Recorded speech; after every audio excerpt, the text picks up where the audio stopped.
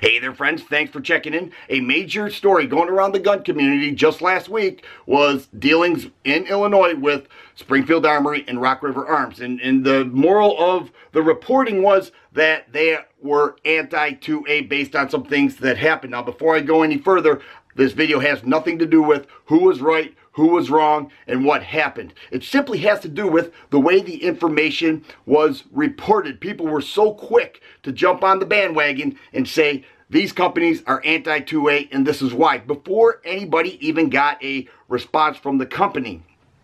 It started with one website making a report and it snowballed. And what happens is a lot of people that make videos, they want to get on the ground level of a story and report on it. And what oftentimes happens is it leads the viewers to believe that this is a fact. Now, they're reporting this prior to even getting a response from the firearm companies. You know, the worst place for a firearm company to be is anti-2A. They know this. They know that if they get labeled or demonized anti-2A, it is the worst place for them to be. And I saw comments left and right, people saying, I will never buy another Springfield. I will never buy another Rock River Arms. I will never support these companies. They are anti-2A. And that was the mindset for a couple of weeks. People were saying, this is horrible. How could they do this to all these mom and pop shops in Illinois? It wasn't until they made their response. Now, what happens is they go into a remedy mode. They have to give their response. They have to get out there before this thing continues to snowball. And it most likely is not 100% correct because we reported on one side. Not me. I took a step back and said, something doesn't smell right here. Something is missing from this story. We need a response from the companies before we can report on it accurately.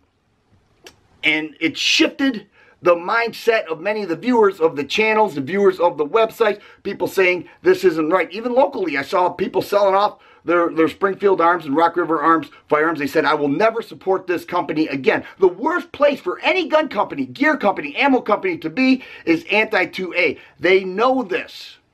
Then all of a sudden they give their response and people say, well, I didn't know that. Well, I didn't know. By that time, the damage has been done. They go into panic mode and say, this is not right. We have to get a response out there before this snowballs even more. The viewers of the channels who were reporting on they are anti-2A, their mindset was already shifted at that point. I consider it irresponsible to do that, and that's why I stayed away from it. I figured this is not right. Something's not right here. We have to get both sides of the story. You know, we get so upset when the mainstream media picks up on a story and they report what they call facts. They are not facts at all. And next thing you know, 2 weeks later, there's a little blurb saying, oh, by the way, you know, there's a little correction here. By that point, the mindset of the viewers has already been set.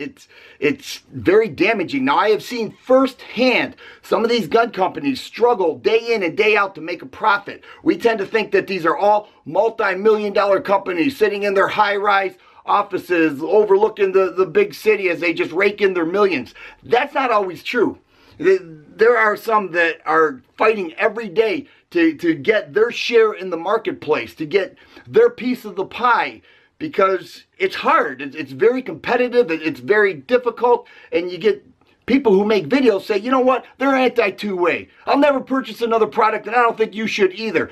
That is very damaging to a company. I think we need to be responsible. I don't think we should end up like the mainstream media who reports fake news all the time. And these are companies that we primarily have supported in the past.